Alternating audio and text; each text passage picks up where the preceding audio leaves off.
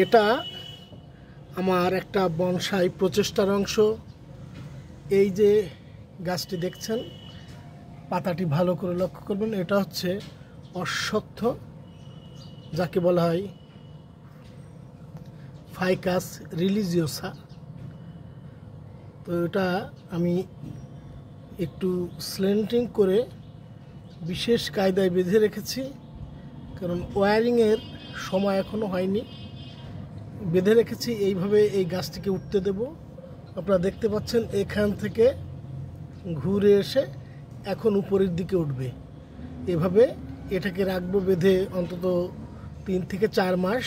তারপরে এটা এর যে আকৃতি দিতে যাচ্ছে সেই আকৃতি পাবে। আমার বনসাই প্রচেষ্টার এই একটা অংশ। তো এটা অনেকে বট গাছ বলে, বট নয়। বট, অশ্বত্থ এবং পাকুড়, এই 3টে গাছকে সাধারণত আমরা গুলিয়ে ফেলি। আর একদিন আর একটা ভিডিওই আপনাদেরকে বট, অশ্বত্থ এবং পাকুড়ের পাতা আলাদা করে দেখিয়ে চিনিয়ে দেব।